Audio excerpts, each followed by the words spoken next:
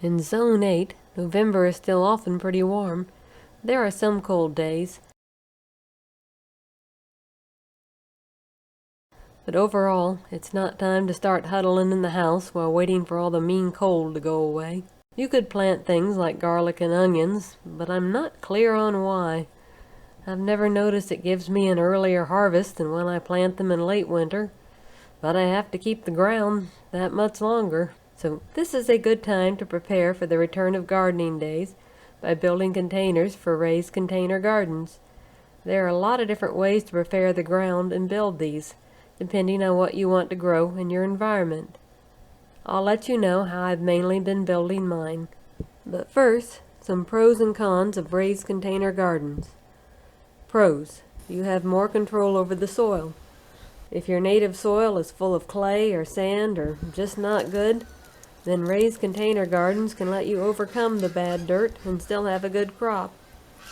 Quick side story: decades ago, my family was living in an area with too much clay, and my father asked the agricultural department what he could do to have better soil, and was told, move. But container gardening is a cheaper option. Another pro: you can keep all the good soil just for your plants, without having the unwanted plants taking as much. Next, you can more easily fence your crops away from furry and feathery thieves. Also, if you enclose it, it's more feasible to protect crops from the elements. Now, cons. Raised beds need more watering, sometimes a lot more if you have too much drainage. Your plants are above the ground, so the water will flow down and away from them faster, and the plants won't have as much access to groundwater. Another drawback: you have to build them, which can use more money and time. Also, container gardening soil is more expensive than just the dirt in your yard, and might make having a large garden impractical. Finally, plants in containers are not as protected by the earth, and are more prone to getting too hot and too cold, or too dry. But before I talk you out of container gardening with the cons, keep in mind that when you have good soil and can protect your crops from wildlife, you don't need to plant nearly as much to have the same amount of gain. If you have various animals destroying about half your crops, you would only have to plant half as many in a protected area to get the same amount of food. And I prefer my corn not half eaten by rats. There's a lot of discussion about what to put at the bottom of raised container gardens. Some people just leave the bottom completely open. I'm pretty sure if I did that, then the tough established grass and weeds would grow right through the dirt and take over, unless I made it at least 5 feet deep. Some people will scrape away the top grass, but it's not likely they'll get all the roots and seeds. Putting things down like newspaper or cardboard helps kill the grass, and by the time that rots away, the established plants are usually dead. You might also burn away the topsoil, enough to kill all the established grass and weeds.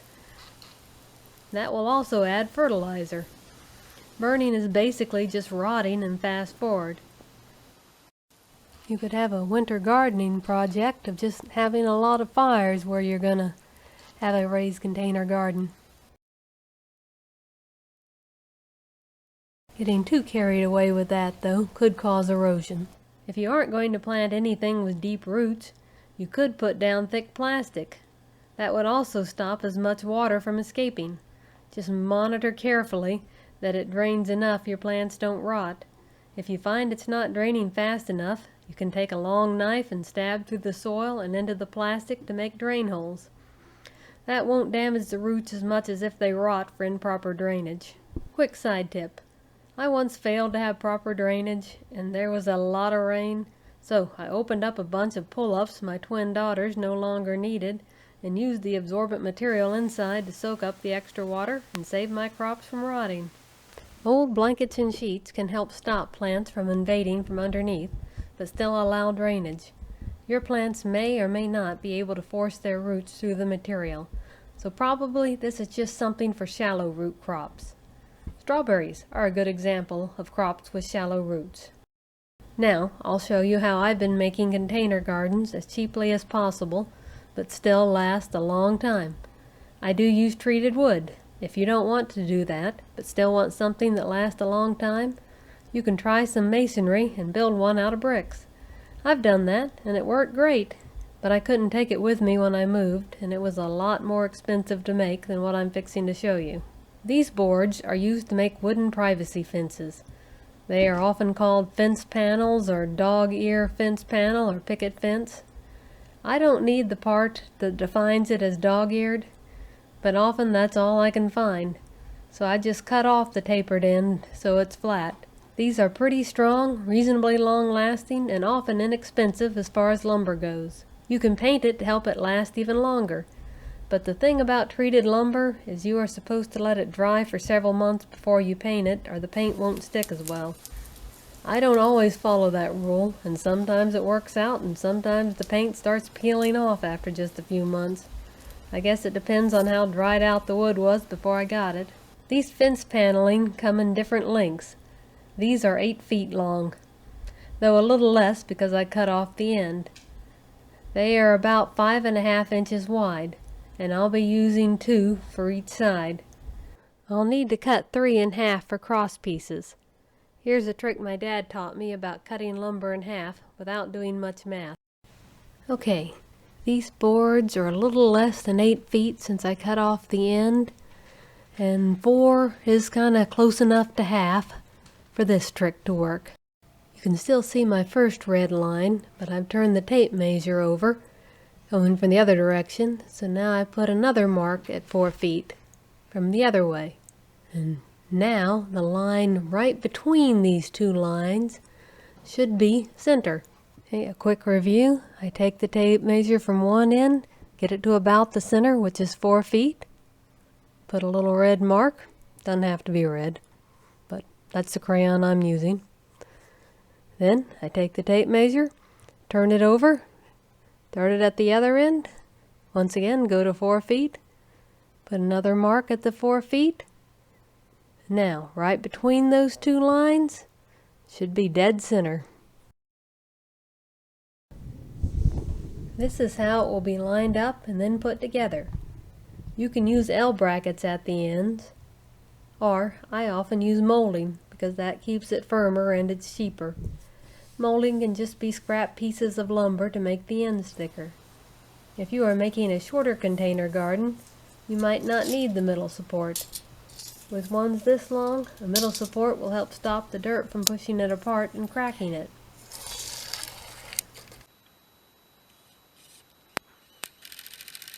Okay, I'm putting the middle pieces on the piece of molding that I put in the middle.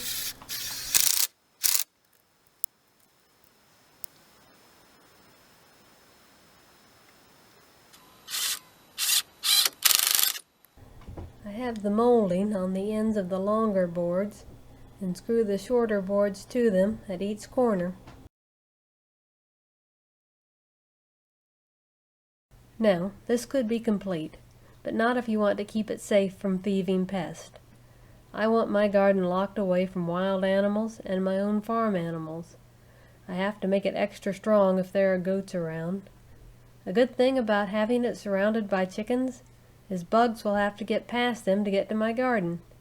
A good thing about having goats around them is the goats can eat the weeds and grass that would grow up around and through it possibly. Hardware cloth gives me a chance against rats, but rats are capable of digging underneath and going up through the dirt. Since I'm enclosing these well enough my dogs and cats can't get in, I can count on them to keep the rodents from getting too comfortable. I'm using hardware cloth to protect my peanuts, but just poultry netting for the less tempting crops. If you aren't worried about larger creatures like goats or deer getting in, then you can even use PVC pipes to hold up the fence, and can make it something you can take off completely when you want to work in the garden. When deciding the height of the enclosure, consider how tall of plants you want to grow and make sure it's high enough you can easily work around the plants. I usually do about 4 feet high from the ground. Now I'm putting a side on. I pre-drill a hole going through the molding. Then I put in a screw, pretty good length. Want it to go through the molding and into the board behind it and hold it well.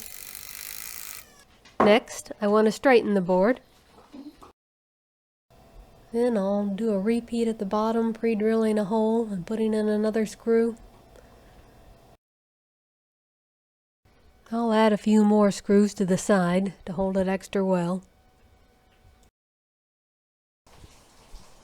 Now here's the whole thing framed out, covered in poultry netting.